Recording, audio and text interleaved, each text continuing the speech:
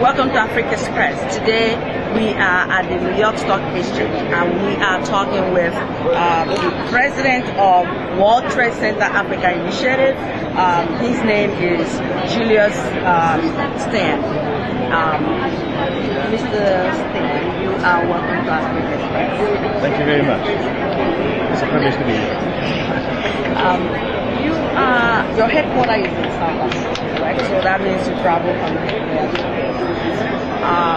What does World Trade Initiative for Africa do? All right.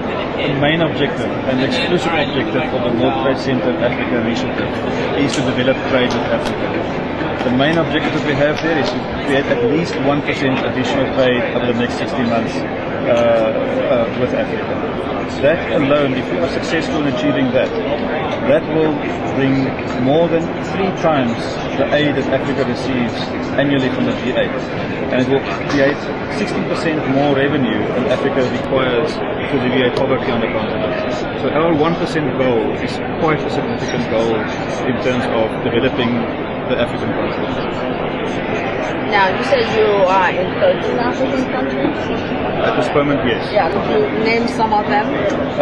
With the whole East Africa region, which is basically Kenya, Tanzania, Uganda, Rwanda, Burundi, then coming down, Zambia, DRC, Mozambique, and so forth. You mentioned to me earlier that part of what your company does is that you link countries, and you gave me some examples. Could you tell the audience what are some of the linkage that you've done? What is critically important is that Africa finds new market spaces, not just a traditional trading partners. Italy, for instance, is not a traditional trading partner with Africa. So there we are linking Italian companies that also need to find new market spaces for their products because their traditional markets are busy collapsing and have collapsed to a large degree.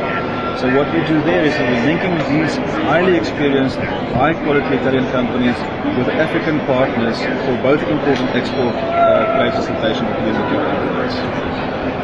Now, would it be, if I said that Africa, in terms of trade, that the rest of the world, they're not playing on a level playing field with Africa? In other words, they go to Africa, they collect raw materials, and they bring it up. Now, leaving basically, instead of actually building companies, setting up manufacturing companies there, and have those raw materials processed. Now, in that process, what they have done is basically prevented growth, job creation, and the economy of wherever they go to. They reap from it, but they don't give nothing back. What can companies like yours do to prevent such abuse? You know, we are from Africa. We are absolutely part of Africa. Our entire philosophy is not just to bring the trade with Africa, but to build Africa. We can name quite a number of examples like we've done in recent months, for instance. Coming back to the Italian example, for instance, we are setting up one of the largest Italian tractor manufacturers, agricultural equipment manufacturers, are setting up a factory in the East Africa region of Tanzania. They're setting up a factory there for manufacturing and exporting intra-Africa agricultural equipment. Likewise, in the DRC, we are setting up mines, but not just to export the copper ore from the DRC, but actually physically reworking, processing, and exporting the finished product to foreign markets. that is critical. There is no intent of using the World Trade Center brand and not developing Africa, job creation, poverty alleviation on the continent. Absolutely. What effect does political instability have in terms of your company getting the job they want to do when they enter a country? It is very important. That is why we have a significant effort in the business to develop very, very, very strong sovereign relationships. And also the reason why we are in so many countries of Africa, linking the entire sub-Sahara region as one trading partner with the rest of the world.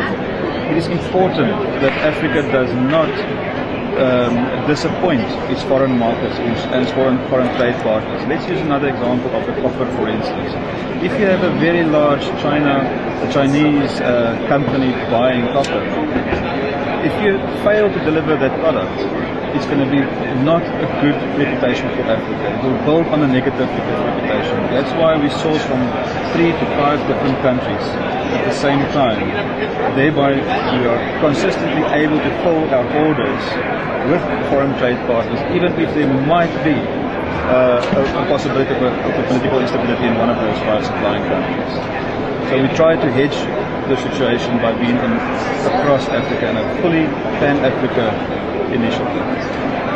Now, finance is a major issue in terms of, it's a challenge to most African countries in terms of trade.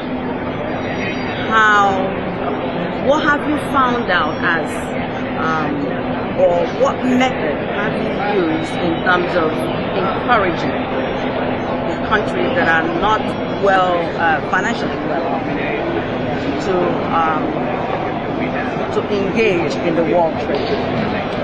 Very importantly, because we are a completely private sector entity, we are not reliant on government funding to develop trade. We purely focus on solid business principles, first world business principles. We are bringing those first world business principles plus first world investors through the World Trade Center network to develop the trade initiatives for Africa. So we are focusing on pure, vanilla, standard trade financing structures and initiatives to develop the trade. We are not focusing on infrastructure development. That's not our core business. Our core business is trade development. In your opinion, how can Africa compete in the global market on a fair level? I think Africa has got so much to offer. What the world often forgets is how many highly educated, highly experienced Africans there are across the world that is actually coming back to Africa, resettling themselves in Africa, forming sound businesses in Africa, and by bringing those skill sets back to Africa, or using those skill sets wherever they are in the world to help foster trade with Africa. That is definitely going to, that is what will build more trade relationships with Africa.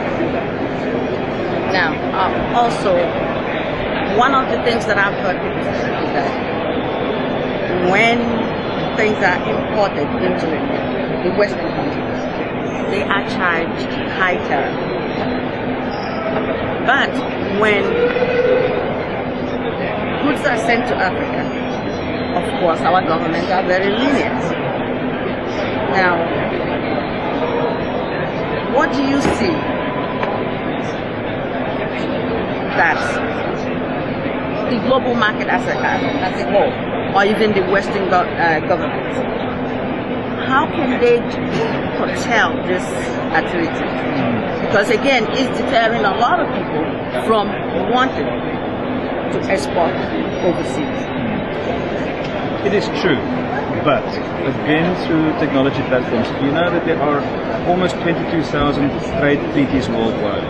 And many people do not know, in Africa, many people do not know about trade treaties that was negotiated between SADC or COMESA and the rest of the world in terms of making sure that there's tax benefits of exporting African products to other countries. Let's use an example of that. If you export coffee beans from Tanzania to China, there's zero import tax for African coffee, whereas they pay 50% import tax if they import from Brazil. So these are tax treaties that have been negotiated that many people in Africa do not know about.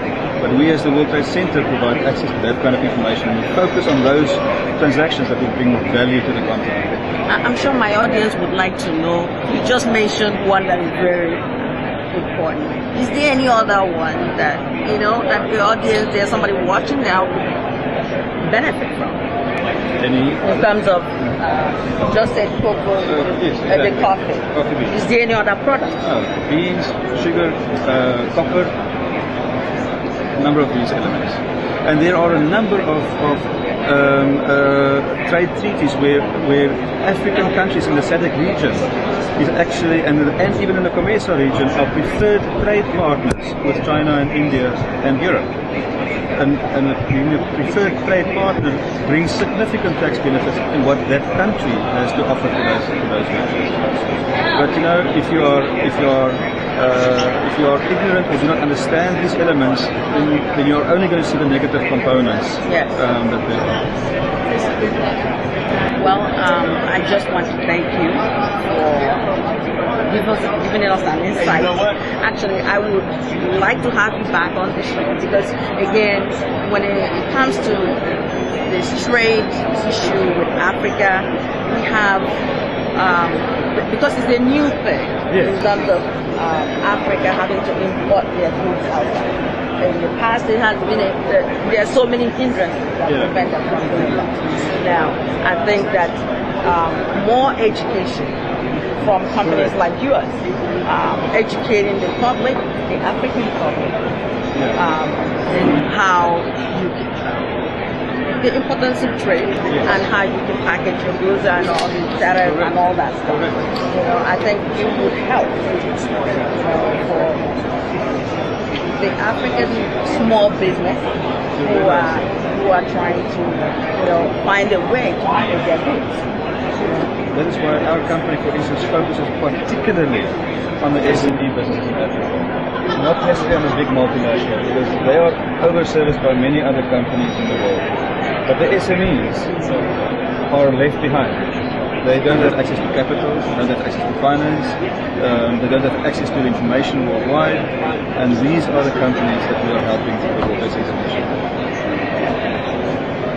Could you mention like maybe one or two possible companies, if someone who is a small business wants to import their goods, an institution that they could go to for grant or some sort of loan or finance?